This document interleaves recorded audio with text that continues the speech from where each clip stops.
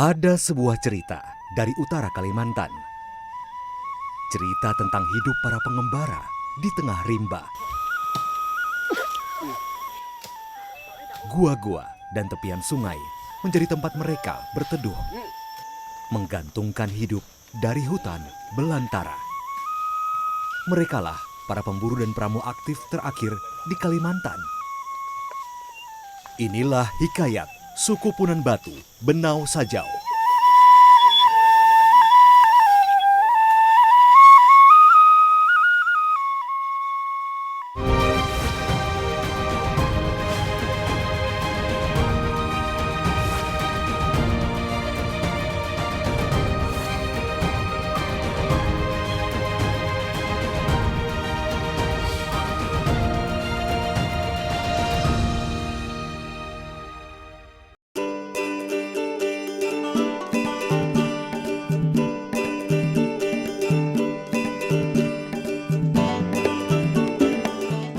Perjalanan saya di utara Kalimantan saya awali dari sini, Gunung Batu Benau.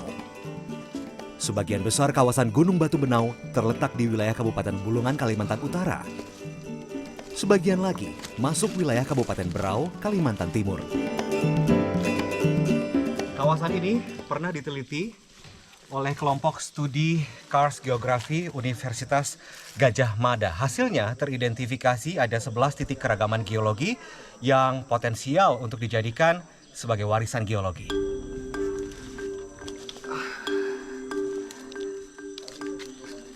Kawasan ini rencananya akan dijadikan geopark atau taman bumi dan berpotensi menjadi destinasi wisata, edukasi, sekaligus konservasi alam di Kalimantan Utara.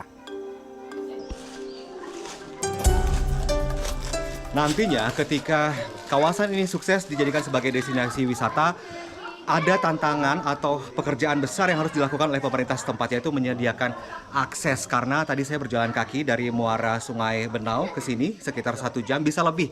Karena jalur setapak menyusuri hutan ini cukup terjal, bahkan cukup ekstrim bagi saya. Gua-gua di Gunung Batu Benau ini tak hanya berpotensi menjadi warisan geologi. Taman Bumi Gunung Batu Benau diharapkan dapat menjaga kelangsungan hidup komunitas adat di kawasan ini, suku Punan Batu Benau Sajau.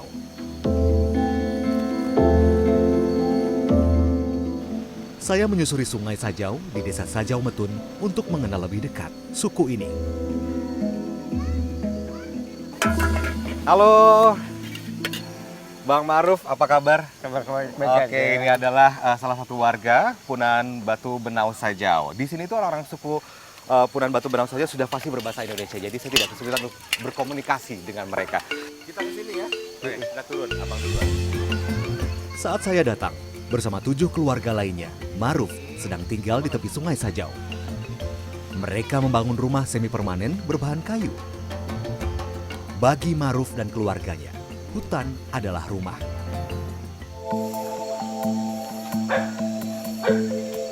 Masyarakat Punan Batu Benau Sajau merupakan komunitas kecil yang secara administrasi berada di RT 11 Desa Sajau Metun, Kecamatan Tanjung Palas Timur, Kabupaten Bulungan, Kalimantan Utara. Mereka hidup di sepanjang tepian Sungai Sajau dan hutan di sekeliling Gunung Batu Benau. Karenanya, mereka disebut suku Punan Batu Benau Sajau. Pada Juni 2023, jumlah warganya 101 jiwa atau 36 keluarga. Dulu, mereka menghuni sekitar 17 liang atau gua di kawasan Gunung Batu Benau. Sebagian gua mulai ditinggalkan karena semakin berkurangnya sumber makanan. Jadi beberapa kelompok berpindah ke tempat lain, beberapa kelompok yang lagi dari sini berpindah ke tempat lain juga. Nanti suatu saat mereka akan bertemu di lokasi lain misalnya. Jika wilayah yang mereka akan tuju itu memiliki resource yang lebih sedikit, maka harus jumlah orang yang berangkat ke sana pun lebih sedikit dibandingkan dengan jumlah yang banyak seperti itu, supaya bisa survive di tempat yang baru tersebut. Namun tidak bagi Maruf dan kerabatnya. Mereka tetap kembali ke gua ketika sumber makanan di tepian sungai mulai berkurang. Jadi ini Ongek sama adik-adiknya kalau misalkan di sini tidur begitu ya malam, pakai selimut atau enggak? Ya pakai juga. Pakai juga. Kalau malam ini suka dingin nggak sih? Enggak juga, biasa aja. Biasa aja. Iya. Banyak nyamuk nggak? Enggak juga. Nggak juga. Hmm. Tapi kenapa merasa betah atau nyaman tinggal di dalam gua? Seneng nggak? Ini senang juga. Kenapa? Enak tinggal di dalam Enak. gua. Enaknya apa? Ambil dinginnya. Dinginnya nyaman gitu ya. Aku minum dulu ya. Minum dulu boleh. Tapi nih kalau bicara soal sekolah gitu, mau sekolah nggak? Kalau aku sih tidak. Kenapa? Aku tidak biasa di Nggak kota biasa. lah. Nggak enak begini saja ya. Secara genetik, suku Punan Batu Benau Sajau berbeda dengan Dayak di Kalimantan Utara, Timur, dan Selatan pada umumnya. Suku Dayak memiliki jejak bauran migrasi Austronesia, sementara suku Punan Batu Benau Sajau lebih tua dari itu. Masyarakat Punan Batu itu tidak memiliki bauran genetik, latar belakang genetik dari Austronesia yang merupakan pembawa budaya agrikultur. Itu sekitar 4.000-5.000 tahun yang lalu. Sedangkan masyarakat Punan Batu itu lebih tua dari masyarakat Austronesia tersebut ya secara genetik. Jadi kami melakukan pemeriksaan genetika dan DNA, kami melakukan sequencing. Dari situ kami bisa mendapatkan informasi antara satu populasi dengan populasi lain. Berdasarkan DNA-nya, kami melihat hubungan antara satu populasi dengan populasi lain, dan juga kita bisa menghitung atau mengestimasi umur dari DNA dari populasi tersebut. Konon, orang-orang Punan Batu Benau Sajau meyakini bahwa mereka adalah keturunan yang tak bernama atau Iyung Otu. Iyung Otu itu tidak kita tahu Iyung Otu ini sebenarnya Pak, tidak kita tahu dia dari bambu, dari kayu, enggak apa. Ini tiba-tiba Iyung Otu yang ditahui manusia. Begitu. Itu belum ada manusia, Iyung Otu. Nah, kalau dia minta Iyung Otu ini, apa yang dimintanya, dia ada di depannya semua. Yang menubat di surga, Iyung Otu. Sembayang begitu, itulah kalau kita menira. Menira ini memang ada yang bebas, ada menira ini seperti orang berdoa kan, begitu.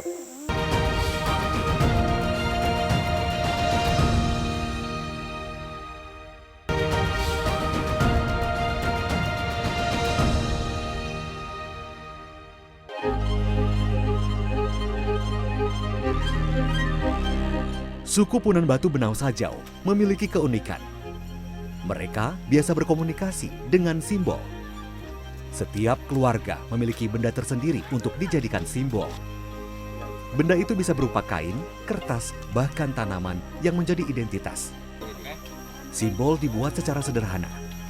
Benda-benda yang menjadi simbol dipasang pada ranting pohon. Ini daun apa? Kusut, Daun kusut. daun kusut. Memang yang menggunakan daun kusut ini hanya keluarga Hanya- keturunan Pak Asut saja. Betul. Jadi orang atau tetangga yang lain tahu pasti ini keluarga Pak Ya, Asut, betul. begitu ya. Jadi ketika dipasangi daun kusut sudah pasti inilah tanda milik keluarga Bang Pak Samsul Asut, dan Pak Asut, ya, begitu ya. betul. Dan tanda ini juga tergantung dari batangnya mengarah kemana, begitu ya. Liang. Kalau miring begini berarti tanda apa tuh? Kalau miring begini tanda anu aja, Arah arah ke pondok gitu. ke arah ke pondok. Oke, sedang bahwa keluarga ini atau Bang Samsul sedang pergi ke arah sana, ke arah betul. timur. Panjang pendeknya Ya panjang pendeknya berarti jauh sama dekat. jauh sama dekat, begitu ya. Nah, nanti ketika ingin memberi pesan kepada warga yang lain kalau ini sudah kembali ke liang, ini tinggal dicabut. Oh iya, betul. Ini tinggal dicabut. Ini dibalik kembali begini. Mhm. Nah, berarti ada orang yang datang sampai di sini. Oke, ini yang menjadi tanda keberadaan Iya. keluarga ini, apakah sedang tinggal di tempat atau Iya. sedang keluar, Betul. begitu. Betul. Ya. Nah, tinggal dia kan, oh berarti ada teman saya sampai di sini. Simbol dipasang di jalan setapak yang terbuka dan mudah terlihat. Simbol seakan menjadi bahasa penghubung orang-orang Punan Batu Benau Sajau. Selain tanda pribadi atau menunjukkan di mana posisi seorang warga atau keluarga, ada simbol lain yang digunakan oleh suku Punan Batu Benau Sajau untuk berkomunikasi, menyampaikan pesan kepada warga lainnya. Salah satunya ini nih, ketika ada tanda daun yang dilipat seperti ini artinya bahwa di sekitar sini ada warga atau keluarga yang sedang kelaparan. Jaraknya seberapa jauh tergantung dari panjang pendeknya batang kayu ini, dan yang menentukan arahnya ada di mana juga kemiringan. Jika ke timur, berarti ke arah timur lah ada warga atau keluarga yang sedang kelaparan. Lain lagi dengan simbol untuk memberitahu kalau ada yang meninggal dunia. Biasanya batang kayunya vertikal mengarah ke langit begitu, dan itu biasanya digantungkan kayu yang sudah busuk begitu. Dan ini lagi-lagi hanya antar warga suku Punan Batu Benau Sajau saja yang paham.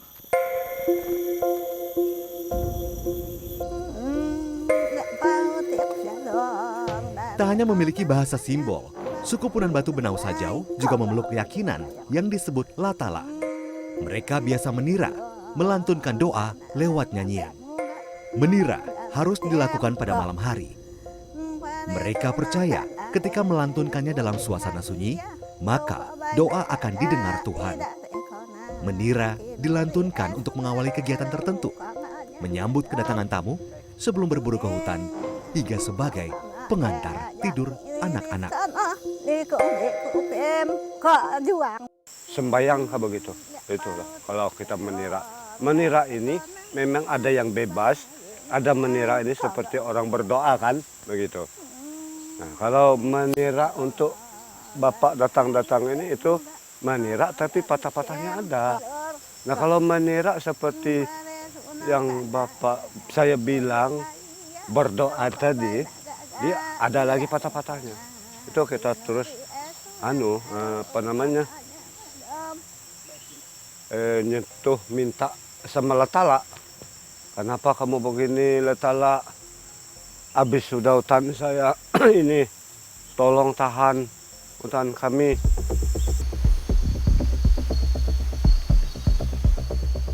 Hampir seluruh pemenuhan kebutuhan hidup suku Punan Batu Benau Sajau bergantung pada sumber daya hutan yang ada. Mereka dikenal sebagai suku pemburu pramu aktif terakhir di Kalimantan. Umbi-umbian telah lama menjadi makanan pokok suku ini. Mereka mencarinya di hutan. Bukan hal mudah bagi saya mencari ubi di hutan. Mencari ubi kariting ini memang butuh perjuangan yang besar kalau saya lihat ya. Kalau medannya seperti ini, tanah berbatu, mereka bisa berjam-jam menggali. Bisa sampai 1 atau 2 jam mereka menggali sampai menemukan ubi. Karena ubi ini bisa ditemukan bahkan hingga kedalaman 1 meter begitu. Nah, orang-orang suku Punan Batu Benau Sajau ini lebih suka ubi yang usianya tua. Karena teksturnya lebih empuk kalau dimasak. Kalau yang muda tidak. Jadi mereka kalau dapat yang muda tidak diambil dan tidak dibawa, hanya membawa yang tua saja untuk dimakan. Gini bentuknya.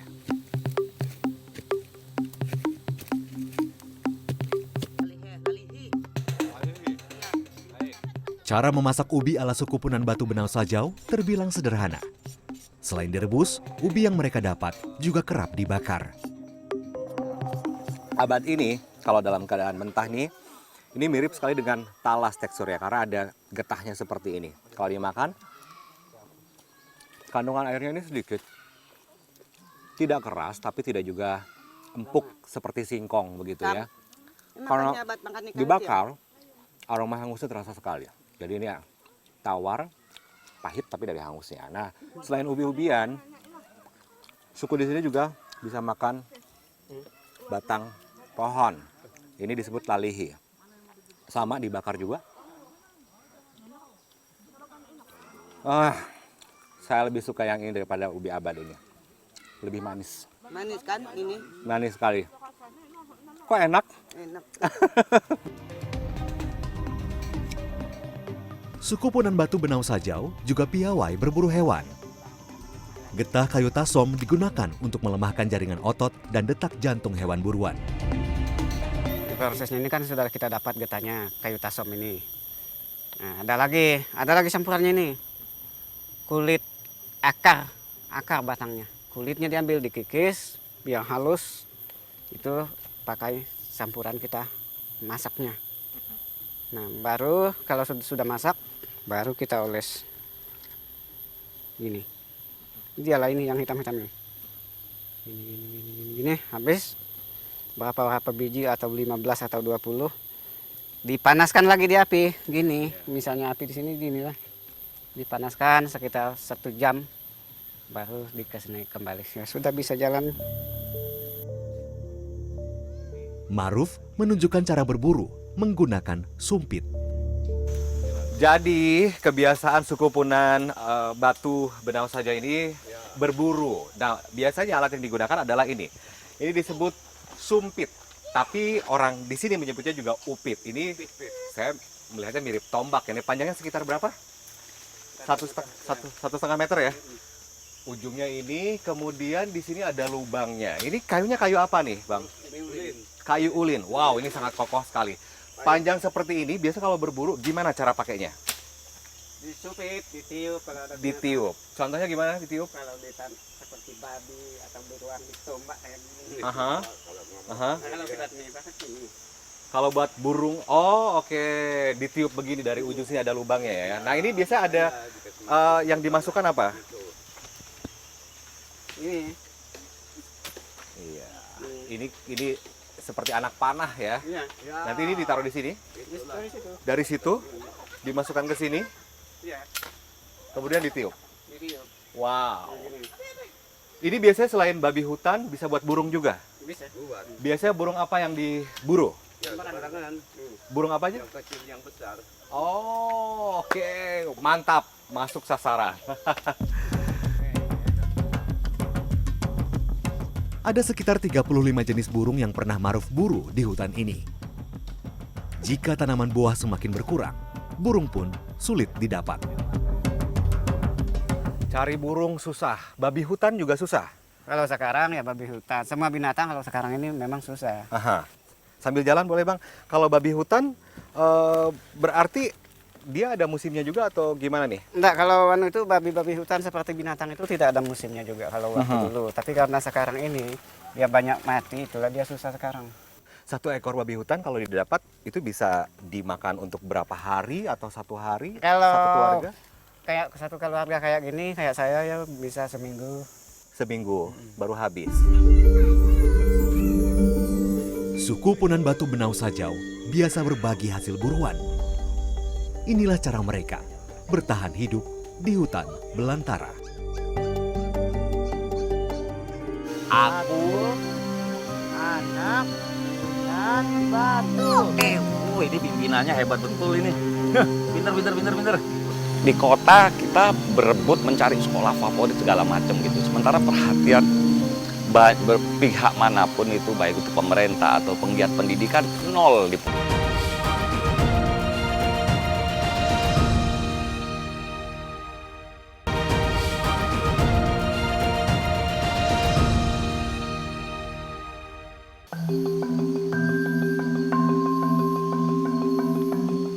Selain berburu hewan, suku Punan Batu Benau Sajau juga biasa meramu berbagai jenis tanaman untuk dijadikan obat. Halo Idu. Nah, kalau orang di sini manggil ibu itu Idu ya. Idu. Idu, ini tanaman apa namanya? Emang tumbuh di hutan. Oke, namanya apa? Lalakum. Lalakum. Jadi ada tanaman di hutan namanya lalakum seperti ini. Ya. Nah, ini biasa digunakan untuk obat. Iya, Obat. Yang diambil apanya biasanya? ini samanya gini. Daun dan Ambil juga ini. batangnya. Ya. Yang diambil yang Yang pucuknya udah- berarti ya? Iya, iya. Ini tanaman merambat berarti? Iya, betul. Tanaman merambat. Ini biasanya dijadikan untuk obat apa nih? Obat pilek, panas-panas supaya menurun panas kan. Daun ini direndam dengan air selama 1 jam. Air rendamannya kemudian diminum. Mereka meyakini tanaman ini berkhasiat. Di tengah hutan, saya menemukan sejumlah keluarga yang sedang tinggal di gubuk-gubuk. Berpindah-pindah itu menjadi karakteristik hidup suku Punan Batu Benau Sajau. Ini mereka biasanya membangun di kawasan hutan ini gubuk-gubuk sederhana seperti ini. Mereka dalam bahasa mereka menyebutnya lapo begitu. Beratapkan daun, kemudian mereka tinggal di sini dan rata-rata itu mereka biasanya tinggal selama 8 sampai 9 hari. Ini mereka informasi yang saya dapatkan itu baru tinggal di sini sekitar 3 hari. Nanti setelah 8 atau 9 hari mereka akan pindah ke tempat lain. Itu pun sangat tergantung dengan ketersediaan bahan makanan yang ada di kawasan ini.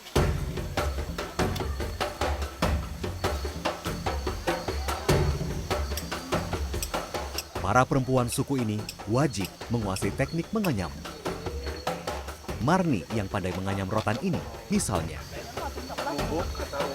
Idu setiap perempuan atau idu-idu di sini, di Punan Batu Benau Sajau ini, harus bisa menganyam seperti ini? Harus. Harus? Ya, semua. Semua? Ya. Perempuan-perempuan ini harus Iya. bisa menganyam, karena mereka membuat peralatan rumah tangga hampir semuanya dari alam ya, termasuk ini ya, dari akar rotan. Belajar dari mana dulu?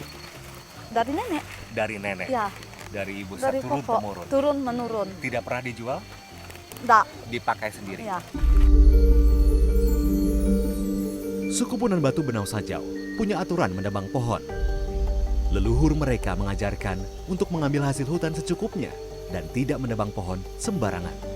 Siapa yang melanggar dipercaya akan terkena malapetaka.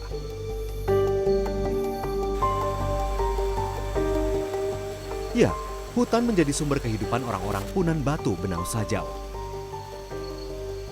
Namun, perluasan lahan kebun kelapa sawit dan hak pengusahaan hutan mengancam keberlangsungan hidup mereka yang memiliki ruang hidup sekitar 18.000 hektar di kawasan hutan Gunung Batu Benau.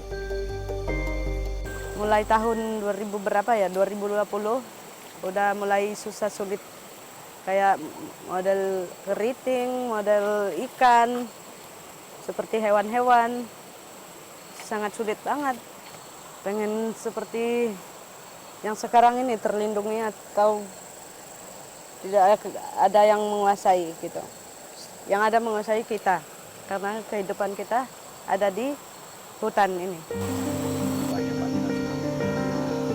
Ketika sumber makanan dari hutan mulai berkurang, warga Punan Batu Benau Sajau terpaksa mencari pasokan makanan dengan membeli bahan makanan dari luar hutan.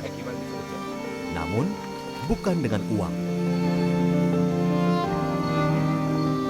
Ya, selain bergantung pada ubi-ubian atau hewan hasil buruan untuk mencari alternatif sumber makanan lain, mereka melakukan sistem tukar atau barter. Nah, ini ada sarang burung walet yang dikumpulkan oleh Pak Ngamani beberapa hari di gua-gua. Ini akan ditukar dengan makanan. Biasa ditukar dengan beras gitu ya, Pak ya.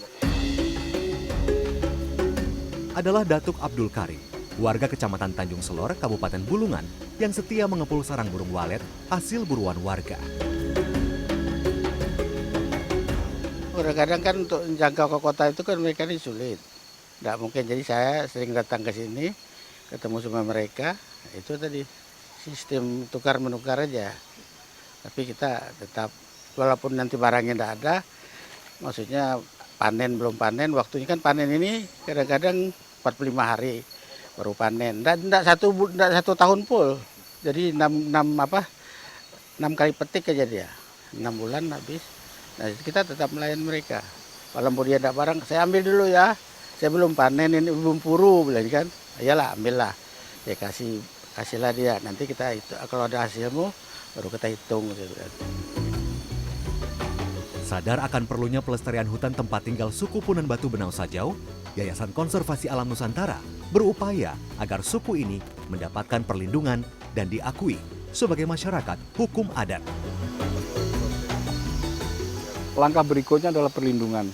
Jadi ini masih panjang perjalanan ini, dan harapan kami tentu di akhir perjalanan nanti adalah masyarakat memiliki kedaulatan atas dirinya di dalam kawasan ini, sehingga mereka tetap akan bisa melanjutkan cara kehidupan yang unik, yang sangat tergantung dan ramah terhadap hutan. Mereka adalah penjaga hutan sejati.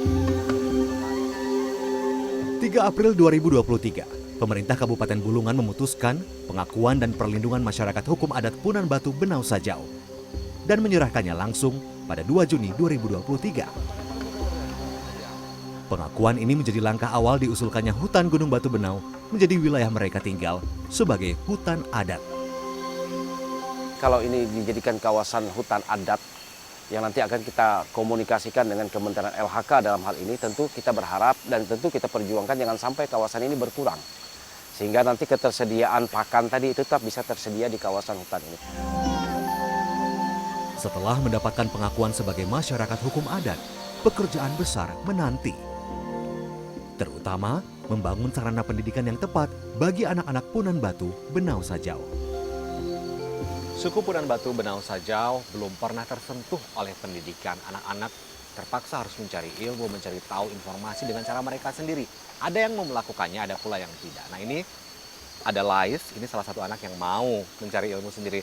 Lais sudah bisa baca tulis? Bisa. ABCD sudah bisa. Kemudian berhitung bisa. 3 tambah 3, 6.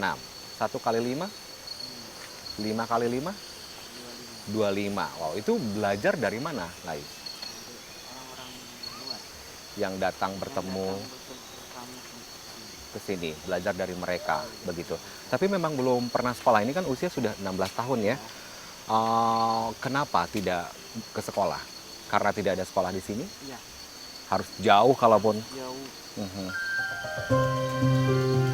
Adalah Erik Kelana, warga Lamongan, Jawa Timur, yang peduli dengan pendidikan anak-anak Punan Batu Benau Sajau.